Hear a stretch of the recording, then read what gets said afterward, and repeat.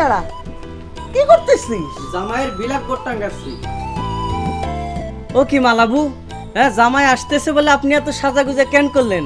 ঠোঁটে লিপস্টিক, কপালে টিপ, পরনে শিফনের শাড়ি, আপনারে তো ফাইন লাগছে, একেবারে মডার্ন যুগের টেডি শাশুড়ি। থাম, বক বক করতেছে। তোকে না কলাম দোলনে ডাকে আনতে, যা ডাকে আন।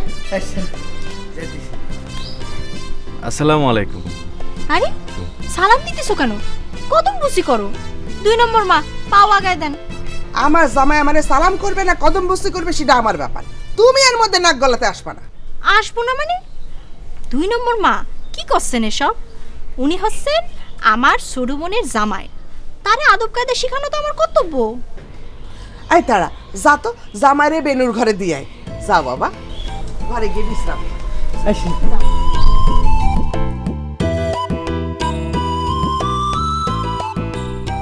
নিজে আগে আদব কায়দা শিখো, তারপর অন্যকে শিখাবা। এখন যাও।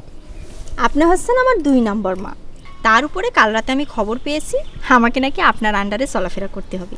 এখন আপনি যদি আমারে জাতি বলেন তাহলে তো আমার জাতি হবেই। জীবনে আমি অনেক মায়ে দেখছি, কিন্তু তোমার মতো এমন জিদ দিবে আমি দেখিনি। আমারে কিভাবে মা ডাকতে হয় সেটা আমি তোমারে শেখাবো, কথাটা মনে রেখো। জি আচ্ছা 2 নম্বর মা, কথাটা মনে রাখবো। শুনেন, জামাই তো ঢাকা ভার্সিটি থেকে পড়ে আসছে, শিক্ষিত জামাই। শিক্ষিত জামাইরে কিভাবে সেবা যত্ন করতে হয় নিশ্চয়ই আপনি জানেন।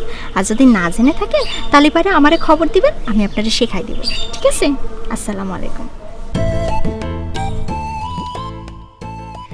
আপনার আগের থেকে বলে রাখি, আপনার শাশুড়ি আম্মা কিন্তু অঙ্কে গরুর গাড়ি, তারে কিন্তু আবার অঙ্ক কষতি দেবেন না, তাহলে কিন্তু তিনি লজ্জায় পড়ে যাবেন। আসসালামু আলাইকুম মামি। শাশুড়িকে সালাম দিলে হয়? কদম বুসি করো বাবা, কদম বুসি করো। থাক বাবা থাক, বাইসে থাক। আমারে মামি বলে না ডেকে এখন থেকে মা বলে ডেকো। জি আচ্ছা। কিরে তারা, যা দোলনকে ডাকে আন।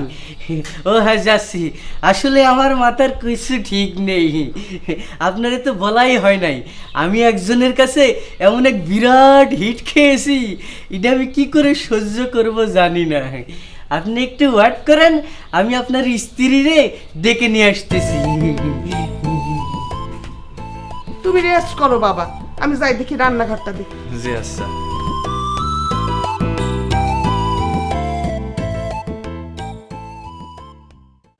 দেখ দোলন, আমাকে একটা জরুরি কাজে বাইরে যেতে হবে। তোর সমস্যা আমার কাছে কোনো সমস্যাই মনে হচ্ছে না। যা তুই বাড়ি যা, স্বামী এসেছে, স্বামী সেবা করবে। সি দেখো, তুই আমার বান্ধবী হয়ে এরকম একটা কথা বলতে পারলি? বিপদের সময় বান্ধবীর যদি হেল্প না করতে পারিস তাহলে কিসের বান্ধবী তুই? আচ্ছা হেল্প যে করবো, হেল্প করতে হলে যে কথাটা বলতে হবে, যে বুদ্ধিটা তোরে দিতে হবে, সেটা তো জবার সামনে দেওয়া যাবে না, তাহলে গোপন আবার ফাঁস হয়ে যাবে না। ও মা, গোপন আবার ফাঁস হওয়ার কি আছে রে? হ্যাঁ, গোপন তো গোপনে গোপনে কবে ফাঁস হয়ে গেছে। দুলন যে আমার শর্ট ভাইরে ভালোবাসে সেটা কি আর আমি জানি না মনে করেছিস? উল্টা কথা বলিস না জবা, আমি তো শর্ট ভাইরে না, তো শর্ট ভাই আমারে ভালোবাসে। তো শর্ট ভাইয়ের থেকে কথাটা একটু পরিষ্কার হয়ে নিস। ও, তুই যদি আমার শর্ট ভাইরে ভালোই না বাসিস তাহলে মহাশানরা আসতে দেখি পরিমরি করে আমগের বাড়িতে ছুটে আসছিস কেন? মহাশানের সাথে শ্বশুর বাড়িতে চলে যাস না কেন? হ্যাঁ, আচ্ছা যা, আমিও তো শর্ট ভাইরে ভালোবাসি, তোর কোনো অসুবিধা আছে? আচ্ছা থাম না, এই ফালতু বিষয়টা নিয়ে এত ঝগড়া করিস না তো। দোলন, তুই যে এত কথা বলছিস, টগর আর তোর মধ্যে কি এমন কথা হয়েছে যা থেকে বোঝা যায় তোদের প্রেম চলছে? তা হয়নি, হবে কি কইরে? টগর ভাই তো আমারে পর স্ত্রী ভাবে। কেউ কারো পর স্ত্রীরে কি বলতে পারে আমি তোমায় ভালোবাসি? বলতে পারে না কি রে? কেন সিনেমা টিভিতে দেখিস নি? হ্যাঁ, একজনের বউ আরেকজনের সাথে প্রেম করে, এরকম প্রেম রে কয় পরকীয়া প্রেম। আরে বাদ দে, শোন, বুদ্ধি ওই একটাই, তুই মহাসেন ভাইরে আলাদা ডেকে নিয়ে গিয়ে সব কিছু খুলে বল, মহাসেন ভাই ঠিকই বুঝতে পারবে। সেটা সম্ভব না, বলতে পারে সঙ্গে সঙ্গে মহাসেন ভাই আব্বা মারে যেয়ে বলে দিবে, তখন শুরু হয়ে যাবে না ঝামেলা। আর আব্বাক তো চিনিস, একবার যদি জানতে পারে টগর ভাইয়ের কথা তালি পরে তারই গ্রাম ছাড়া করে ছাড়বে না। তবে টগরের কথা চিন্তা করে আমার খুবই খারাপ লাগছে। যখন জানবে মহসিন ভাই তোরে নিতে এসেছে, না জানি কি করে ফেলবে। কি আবার করবে? সুইসাইড খায় ফেলবেন। আচ্ছা চিন্তা করিস না, একটা ব্যবস্থা কিছু হবে না। এই দোলন থাম, থাম না রে।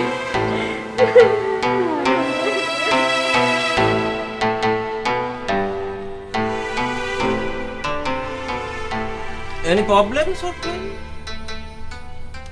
দেখো জাপান, আমার মনের মধ্যে এখন একটা ঘূর্ণিঝড় বয়ে যাচ্ছে, অনেক বড় ঘূর্ণিঝড়, অনেক বড় সমস্যার মধ্যে আছি। এই সময় তুমি আমার সঙ্গে ইয়ার্কি মারার কোনো রকম চেষ্টা করবে না, তাহলে কিন্তু খুবই খারাপ হবে।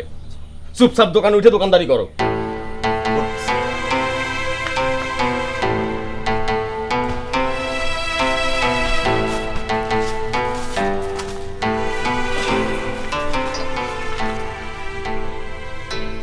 মনের মধ্যে যে ঘূর্ণিঝড়টা বয়ে যাচ্ছে সেটা কি ঘূর্ণিঝড়? ঘূর্ণিঝড় আইলা নাকি ঘূর্ণিঝড় সিডর নাকি ঘূর্ণিঝড় মহাসেন? কি বলতে চাও তুমি? না কি বলতে চাও তুমি? না মানে বলতে যাচ্ছিলাম ওই ঘূর্ণিঝড় মহাসেন যখন গ্রামের দিকে ধাবিত হচ্ছিলেন তখনই তিনার সাথে আমার সাক্ষাৎ ঘটে। আমি তখনই বুঝতে পারছিলাম তিনি আপনার মনের মধ্যে এক নিম্নচাপ তৈরি করে ঘূর্ণিঝড়ের রূপ নেবেন। তা বার্তাটা কার কাছে পাইছেন ছোট ভাই? আরে কিসের বার্তা? ওই যে ঘূর্ণিঝড় মহাসেনের বার্তা কিডা দিল আপনারে? তুমি কোনো কথা বলবা না, তুমি কোনো রকম কথা বলবা না। আমি এখন একটা বিরাট সিদ্ধান্তের মধ্যে নিয়ে আসি। আমি এখন চিন্তা করে পাচ্ছি না যে আমি কি দেশান্তরিত হব না দুনিয়ান্তরিত হব, আমি কিছুই খুঁজে পাচ্ছি না। আচ্ছা দেশান্তরিত বুঝলাম, কিন্তু দুনিয়ান্ত ও বুঝতে পারিছি। দেশান্তরি জিরাম গিরাম ছেড়ে চলে যাওয়া আর দুনিয়ান্তরি হচ্ছে দুনিয়া ছেড়ে চলে যাওয়া। না না ছোট ভাই, আপনি এটা করতে পারবেন না। আপনি দুনিয়া ছেড়ে যাবেন কেন? না না প্লিজ, আপনি দুনিয়া ছেড়ে যেতে পারেন না, আমার বিপদ হয়ে যাবে না। থাকে কি লাভ, কি লাভ এখানে থাকে তুমি আমার বলো। না ছোট ভাই, আপনার কোনো লাভ নেই, কিন্তু আপনি দুনিয়া ছেড়ে গেলে আমার বিরাট ক্ষতি হয়ে যাবে না। কি ক্ষতি হবে না জানেন? এই দোকানের সমস্ত ভার এসে আমার কাছে পড়বে না। আপনার পায়ে ধরতেছি ছোট ভাই, আপনি দেশান্তরি হন, যা ইচ্ছে তাই হন, দুনিয়ান্তরি হবেন না ছোট ভাই। আপনার আল্লাহর কিরে লাগে। আমার আমার ই ছাড়ো, পা ছাড়ো তুমি। মানে তুমি তো মেলা স্বার্থপর দেখতে পাচ্ছি। কিরাম? মানে তোমার নিজের স্বার্থের জন্য তুমি আমার দুনিয়ান্তরিত হতে দিচ্ছ না। তুমি নামো, তুমি দোকান থেকে নামো, নামো নামো। নামে গেলাম, সমস্যা কি? দুনিয়ার ইয়ে হয়ে গেছে না, মানে নিজের আবার এনে বসলে কে? কে দোকানতে নেমে যাতে কয়েছেন নামে গেছে, এখন আমি কাস্টমারের জায়গায়। আপনার তো কোনো প্রবলেম হওয়ার কথা। Any problem? Any problem? দাঁড়া, প্রবলেম দেখাচ্ছি। এই শালা, এই এই এই আল্লাহ, এই সুরার বিচার তো আমি করতে পারবো না। আল্লাহ তুমি করো, তুমি করো, এই সুরার বিচার তুমি করো। মেয়ের বিচার দিয়ে দিবানে, 6 টাকা হালি কলা আপনার উড়ে উড়ে মারতেছে, বলে দিবানে। এক কাপ চা করেন দিনই খাই। এত কেঁদে কোনো লাভ আছে বল? কাঁদলি কি সমস্যার সমাধান হবে? কান্না চাপলে আমি কি করব? মনে হচ্ছে কাঁদতে কাঁদতে আমি মরে যাই। মরার ইচ্ছা থাকলে কাইন্দে আর কি লাভ? যে কোনো একটা গাছ বাইছে নিয়ে গলায় দড়ি দিয়ে ঝুলে পড়। আমার বিষয়টা মনে হচ্ছে তোর কাছে কোনো সিরিয়াস বিষয় না। ইয়ার কি মারছিস না? আচ্ছা ইয়ার কি না মাইরে কি করবো বল? হ্যাঁ এখন তো তোকে বললোই যে মহসিন বাইরে যে সব কিছু খুলে বল। শুন, ছোটবেলা তো দাদির জন্য যে বিয়ে হয়েছে সে বিয়ের তো কোনো মূল্য নাই। মহসিন ভাই শিক্ষিত মানুষ, অঙ্ক বিশারদ, তিনি নিশ্চিত বুঝবেন যে বুদ্ধি হওয়ার আগে যে বিয়ে হয়েছে সেই বিয়ে টিকে থাকতে পারে না। তাছাড়া সেই বিয়েতে কোনো লেখাপড়া হয়নি, আরে কাবিন না হলে বিয়ে হয় না। তোরা যাই বলিস, আমার ভয় হচ্ছে মহসিন বাইরে বলে কোনো লাভ হবে না। তিনি রাস্তায় আজকে আমারে দেখে এমনভাবে তাকায় রইল, মনে হচ্ছে জানি আমার রূপে মজে গেছে। আবার বলে কি না, আমি তোমার ছোটবেলার স্বামী। ওটা কিছু না। আরে গ্রামে তোদের বাসায় যাওয়ার পথে মহসিন ভাইয়ের সাথে আমার দেখা হয়েছিল, তখন আমি তাকে জিজ্ঞেস করলাম যে আপনি কি দুলনের ছোটবেলার স্বামী? সেটাই তোকে জিজ্ঞেস করেছে। শোন দোলন, আমাকে একটু যেতে হবে, আর তোর বিষয়টা আমি দেখছি কি করা যায়। দরকার হলে আমরা যেয়ে তার সাথে কথা বলবো। আর তুই একটু তোর স্বর্ণবুর কাছে জানা, দেখ সে কি বুদ্ধি দেয়। আরে স্বর্ণপুর কাছে যাওয়ার উপায় থাকলে পরে কি আর তোগের কাছে আসি? গতকাল রাতে স্বর্ণপুর সাথে আড়ি নিয়েছি, এখন আপাতত আর তার সাথে আমাদের সম্পর্ক নাই। তোগের ভাবসাব বোঝা খুবই মুশকিল, তালি পরে আর কি, এখন সবকিছু আমাদেরই করা লাগবে। দোলন খালা, আপনি এ বাড়িতে? আপনারে খুঁজে খুঁজে মরছি। ওই দেখ, মা ডাকতে পাঠাই দিছে। আপনি এ বাড়িতে থাকলে সারা দেন দোলন খালা। হ্যাঁ আসি।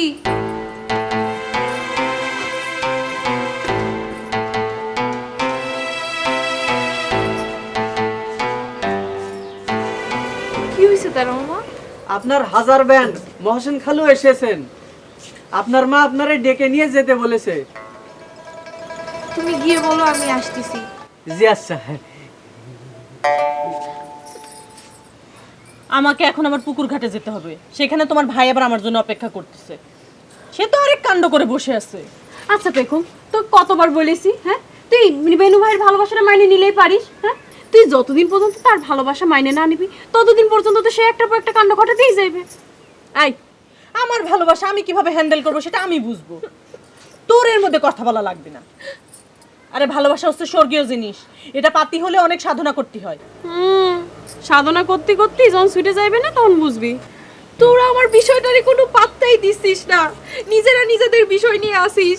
আমারে হেল্প করতে পারলি করিস, আমি গেলাম, আর তা না হলে আমার শ্বশুর বাড়িতে আসিস বিরাতে।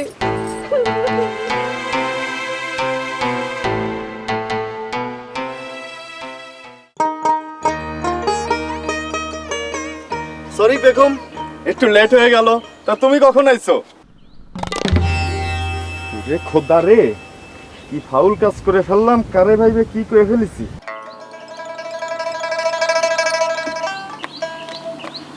কি পুকুর ঘাটে বসে পেখমের সাথে অভিসার কতদিন ধরে চলছে?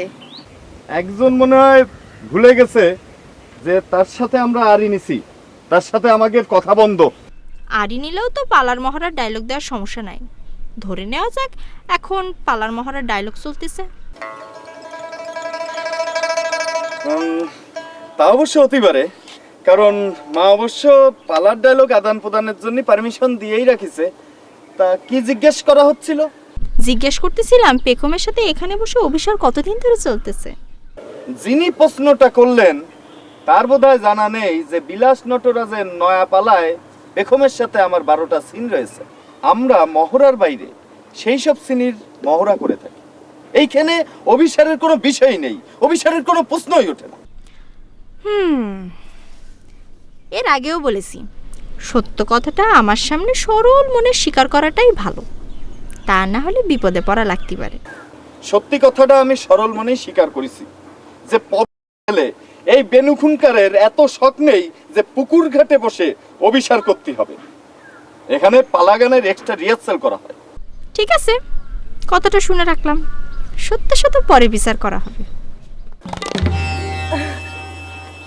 আসসালামু আলাইকুম স্বর্ণবু, কিরাম আছো? ওয়ালাইকুম, ভালো। তা পেখো এইদিকে কি কাজে?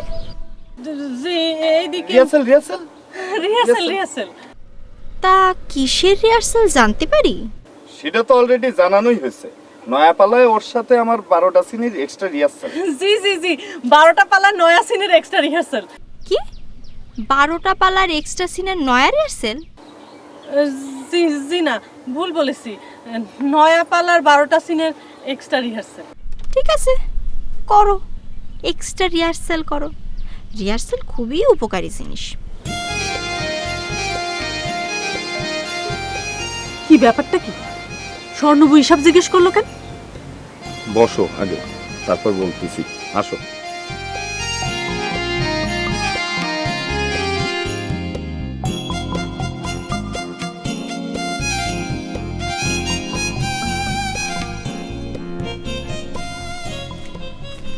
কি রে রুশনা, এখানে মন খারাপ করে দাঁড়িয়ে আছিস কেন? আপনার জন্যই দাঁড়িয়ে আছি। কেন আমার জন্য? কেন তো রিহার্সালের সময় তো এখনো হয়নি। তালিমের জন্য না, একটা খবর দেওয়ার জন্য। একটা খারাপ সংবাদ আছে। কি খারাপ সংবাদ? তেরা মামা এসেছিল। তেরা মামা এসেছিল তো কি হয়েছে? এই, সে কি তোরে প্রেম নিবেদন করেছিল নাকি? সি সি সি সি, এটা আপনি কি করলেন? আপনি তার এত ছোট মনের চিন্তা করলেন কি করে? তাহলে কি হয়েছে বলবি তো? তিনি আজকের বাজার করে দিয়ে গেছেন। আজকে থেকে আপনি নাকি আপনার সৎমার আন্ডারে চলাফেরা করবেন। তিনি আপনার জন্য বাজার পাঠিয়েছেন। বাজার পাঠিয়ে দিয়েছো তো ভালো হয়েছে, সমস্যাটা কি? সমস্যা আবার কি? আপনি তো মাছ মাংস ছাড়া ভাত খান না। আর যে বাজার পাঠিয়েছে তার মধ্যে মাছ মাংসের কোনো নামগন্ধ নেই। কি পাঠিয়েছে জানেন? ওই 1 পোয়া খেসারির ডাল, আধা কেজি আলু আর 1 কেজি মোটা চাল, তাও চালের ভিতরে ময়লা বুঝাই। এবার বুঝতে পারলাম আমার 2 নম্বর মা হঠাৎ করে আমার বাজার সদার দায়িত্ব নিজের কাঁধে কেন নিছে? আচ্ছা বাদ দে, যা পাঠিয়েছে তাই রান্না করগি, ঠিক আছে? আর শোন, তুই একটু পুকুর ঘাটে যা। পুকুর ঘাটে কি কাজে স্বর্ণবু? শোন, লুকায় লুকায় যাবি, গুপ্তচরী সংবাদ নিয়ে আসবি, ঠিক আছে? আইজ আবার কাদের গুপ্তচুরি সংবাদ আনতে হবে স্বর্ণবু? বেনু আর পেখম কি গল্প করতেছে সব শুনবি, শুনে আমার এসে কবি, ঠিক আছে? ঠিক আছে, যাচ্ছি। আমার জন্য একটু দোয়া করবেন যেন ধরা না পড়ে যায় স্বর্ণবু। কি বলতেছিস? এত শিক্ষা দেওয়ার পর ধরা পড়বি কেন? যা তুই যা।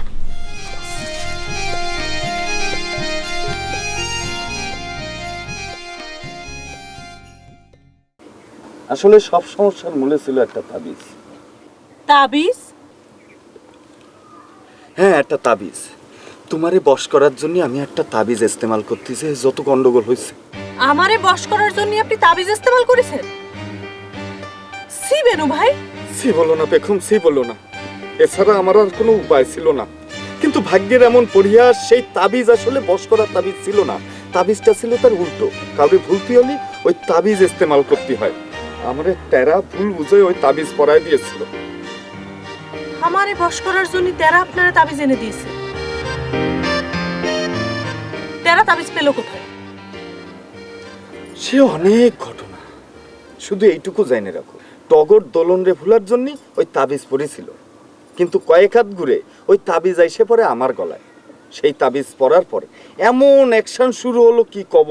তোমাদের বাড়ির সামনে গেলেই আমার গায়ে জ্বালা পড়া শুরু হয়ে যেত, আর গায়ের লোম খাড়া হয়ে যেত। তাই তো তোমার বাজানের কাছে তালিম নিতে আমি যেতে পারিনি। তোমারে বশ করতে যাই আমি নিজেই নিজের উপর কন্ট্রোল হারায় ফেলেছিলাম পেখম। ভাব ভালোবাসা করার জন্য এই মডার্ন যুগে কেউ তাবিজ ইস্তেমাল করে? আপনি কি পাগল? হ্যাঁ পেখম, আমি পাগল। আমি তোমার জন্যই পাগল। তোমার সৌন্দর্য, তোমার উদার্য, তোমার ভাব গাম্ভীর্য সবকিছু আমারে পাগল বানায় ফেলাইছে। আমার সৌন্দর্য, গাম্ভীর্য, উদার্য এসব আপনি পেলেন কোথায়?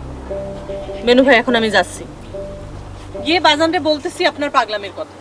তারপরে যদি তিনি আপনারে তালিম দিতে রাজি থাকেন, আপনারে খবর দেব। না পেখম, গুরুজিরে এখন এসব কথা কওয়া যাবে না। তালি গুরুজি আমার উপর আরো খেপে যাবে। আর এখন আমি গুরুজির কাছে তালিম নিতেও চাই না।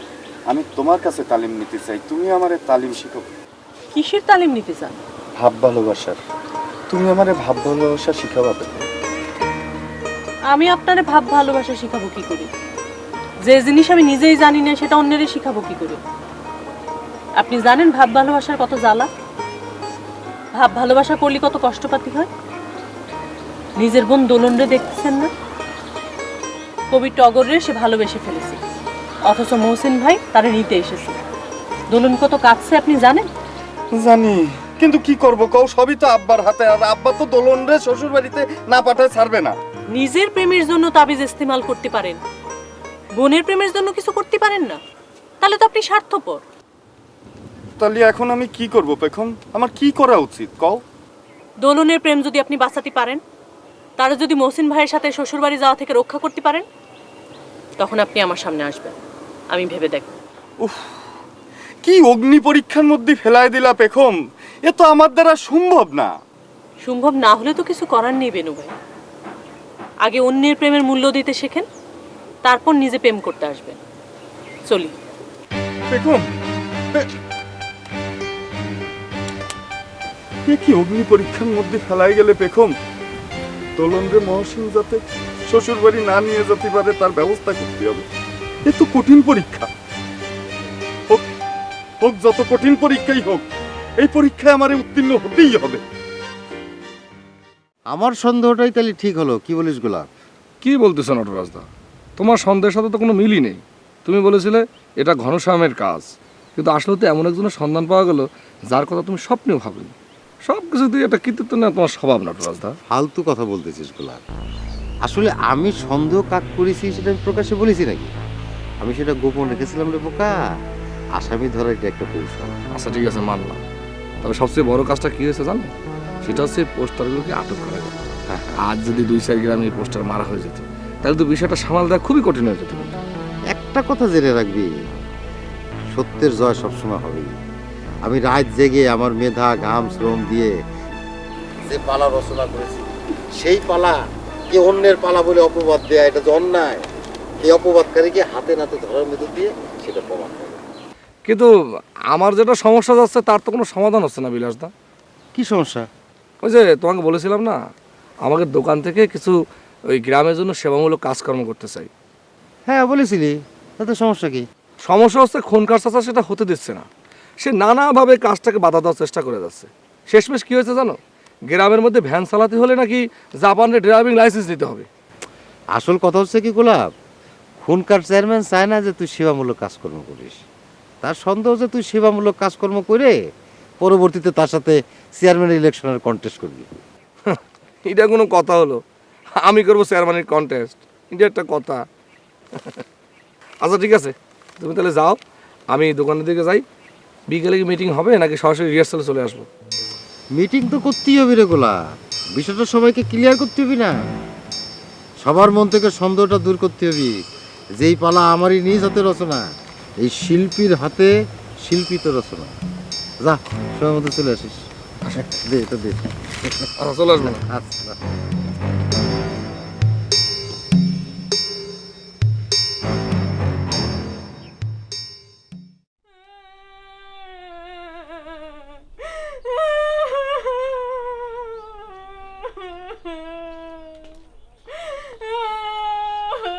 এই এই কি হয়েছে? ঘটনা কি? কাঁদতেছিস কেন? কি হয়েছে তোদের? ভাই ঘটনা খুবই খারাপ ঘটনা মে ভাই, ঘটনা খুবই খারাপ। হ্যাঁ ঘটনা খুবই খারাপ, সেটা তোমাকে রাহাজারে দেখে বুঝতে পারতেছি। কি হয়েছে সেটা ঘটনাটা খুলে বলবে তো? ভাই ঘটনা যে কি ঘটেছে তা আমরা কেউই ক্লিয়ার না, কিন্তু খুব একটা খারাপ ঘটনা ঘটেছে ভাই। ঘটনা কি ঘটেছে ক্লিয়ার না, আবার ঘটনা খুব খারাপ ঘটনা ঘটেছে, আমি তো কিছুই বুঝতে পারতেছি না। কি হয়েছে? বুঝবেন মি ভাই, সব বুঝতে পারবেন। এই পত্রখানা পড়লি সব ক্লিয়ার হয়ে যাবেন একদম দিনের আলোর মতো। ও বাবা বাবা, পত্রখানা মি ভাইরে দাও তো। না ধরো মনি, ধরো দাও। থাম। মি ভাই, জবা, জাপান, এই পৃথিবীতে আমার আপন বলতে আপনারাই তিনজন। আমার কিছু হলি, কেউ কষ্ট পালি, আপনারাই পাবেন। আমার জীবনের সমস্ত সাধনা, আমার কবিতা, আমার স্বপ্ন, স্বাদ, সব কিছু আজ এক দুর্জয়ময় ঘূর্ণিঝড়ের ধূলিসাৎ হয়ে গেছে। তাই আমি সিদ্ধান্ত নিয়েছি। আসলে সিদ্ধান্ত নিতে এখনো পারিনি, তবে নিম্নলিখিত যে কোনো একটি সিদ্ধান্ত নেব বলিয়া মনস্থির করিয়াছি। 1 নম্বর হইল দেশান্তরিত, আর 2 নম্বর হইল দুনিয়ান্তরিত। আপাতত দেশান্তরী হইলাম, তবে দুনিয়ান্তরী হইব কিনা, হইলে কবে কিভাবে, তাহা আপনাদের পত্র মারফত জানাইব।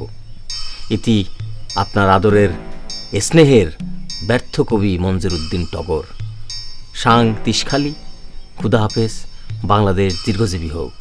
পুনশ্চ আমার দেশান্তরী বা পরবর্তীতে দুনিয়ান্তরী হইলে তাহার জন্য অন্য কেহ দায়ী নয়। পুনরায় ইতি, যে কবি কবি হইতে পারিল না, সেই মঞ্জুর উদ্দিন টগর।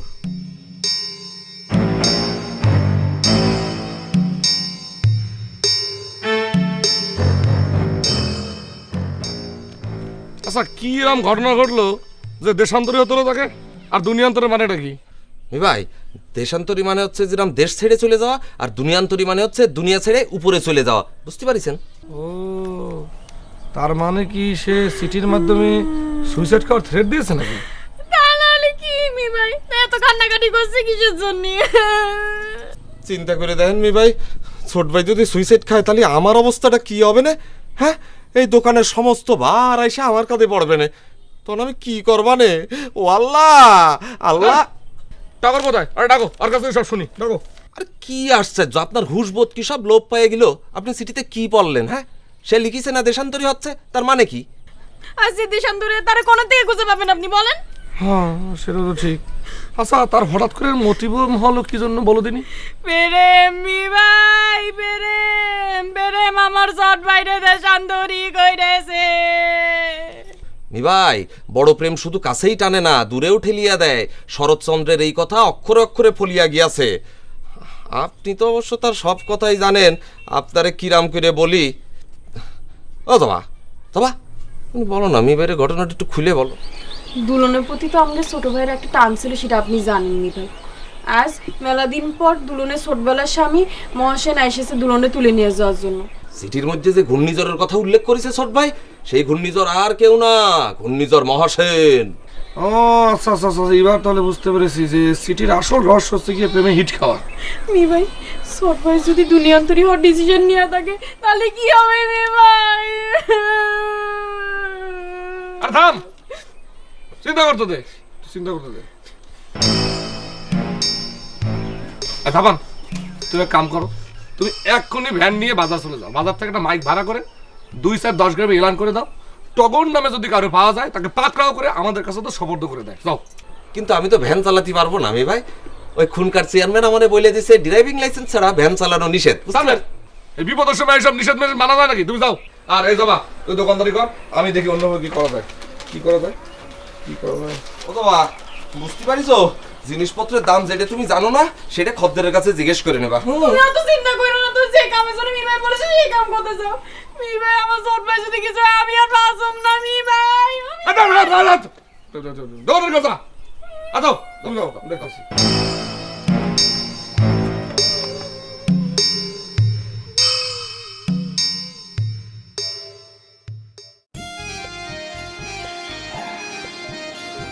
এই মজার বিষয় হচ্ছে এই পাশে যদি একটা করে সংখ্যা বানানো যায় তাহলে এই পাশে অটোমেটিক্যালি একটা করে 1 বাড়বে।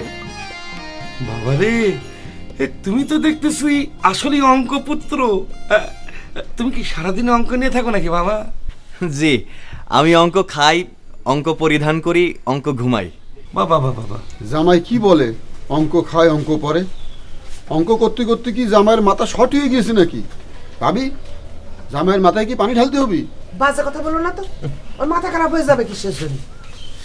কি সুন্দর, এদিকে যতই বাড়াও না কেন ওইদিকে বাড়বে খালি 1। এইসব চিন্তা করতে গেলে তো তোমারই মাথা খারাপ হয়ে যাবে। ঠিকই বলেছেন ভাবি। দোলন, তুই খুব ভাগ্যবান রে, তুই তো সারা জীবন অঙ্কে 33 পাইছিস, এখন আর তোর অঙ্ক নিয়ে চিন্তা করতে হবে না। ওসব অঙ্ক টঙ্ক নিয়ে চিন্তা আমার এমনিতেও নাই। আমি এখন আর্টসের ছাত্রী, ওসব অঙ্ক টঙ্ক কবে বাদ হয়ে গিয়েছে। না না না না, বাদ হলে হবে না, বাদ হলে হবে না। তোমার আবার অঙ্ক শিখতে হবে। আরে যার স্বামী এত বড় অঙ্ক বিশারদ, আর তার স্ত্রী অঙ্ক জানবে না, তা কি হয় নাকি?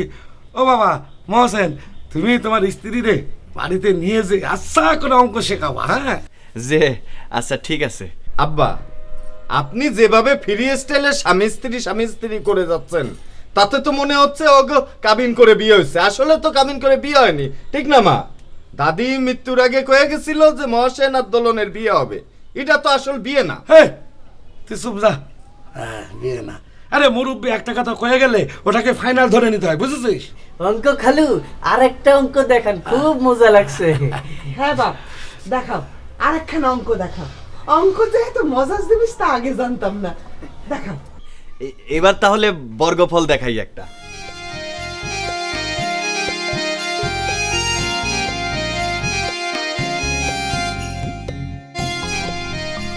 কিরম ঘটনা দেখো, এতক্ষণ দেখাচ্ছিল 1-এর খেলা, এবার শুরু হলো 9-এর খেলা।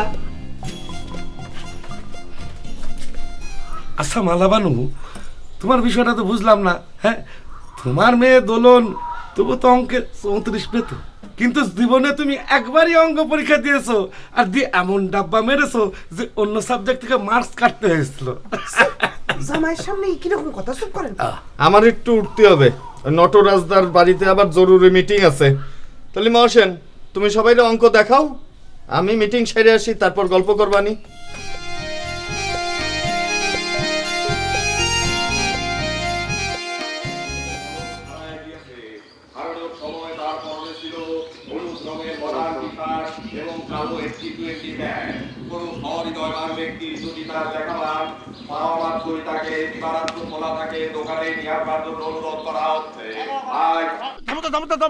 লেখক মামা, এখন থামা যাচ্ছে না, ছোট ভাই হারাই গেছে, তারে খুঁজে বেড়াচ্ছি। আরে বন্ধ করো তোমার ওইটা, বন্ধ করো। বন্ধ করতেছি, করতে পারো, তাড়াতাড়ি করো, করতেছি। যাও সুইচ। হ্যালো হ্যালো, আরে হ্যালো হ্যালো, হইছে হইছে, বন্ধ ওই যে তো কথা হলো কি, তোমরা দেখছি চেয়ারম্যানের কোনো কথাই শুনতেছো না, তো চেয়ারম্যানের বিরুদ্ধে কি তোমরা কি বিদ্রোহ ঘোষণা করলে? না না, বিদ্রোহ করবো কেন? আরে ছোট ভাইরে খুঁজে বেড়াচ্ছি, তিনি যে কোনো মুহূর্তে সুইসাইড খেয়ে বসতে পারেন। আরে বাইরে না সেটা বুঝতে পারছি, কিন্তু কথা হলো কি, আচ্ছা তোমার কি ড্রাইভিং লাইসেন্স আছে? তুমি ড্রাইভিং লাইসেন্স ছাড়া ভ্যান চালাইতেছো, আবার তোমার বলা হয়েছে মাইকিং করা যাবে না, সেটাও তুমি করতেছো, ঘটনা কি? লেখাত মামা, আপনি সর্বের নামে আপনার গায়ের উপর দিয়ে ভ্যান উঠাই দিবানে। তারে তো খালি এতে এক কাম, গায়ের উপর দিয়ে ভ্যান উঠে দিবে, করো যা খুশি করো, আমারও কথা তো শুনতেছো না। চেয়ারম্যান যা করার করবি নি, তুমি অমান্য করছো চেয়ারম্যানের কথা, সেটা তার কাম, আমাকে কিছু করার নাই। ঠিক আছে যাও। ভাই সব কবি মঞ্জের উদ্দিন টগর নামে একজন 28 বছরের বালক হারানো গিয়াছে। তার গায়ের রং উজ্জ্বল শ্যামলা। হারানোর সময় তার পরনে হলুদ রঙের একটা মডার্ন টি শার্ট এবং 80-20 টেট্রনের প্যান্ট ছিল। তাকে দেখে ঘূর্ণিঝড় বিধ্বস্ত অর্ধ উন্মাদ মনে হতে পারে। যদি কোনো সহৃদয়বান ব্যক্তি তিনার সন্ধান পেয়ে থাকেন, তবে তিসখালীর যাহা চাই তাহা পাই মুদি দোকানে জমা দেওয়ার অনুরোধ করা যাচ্ছে। ভাই সব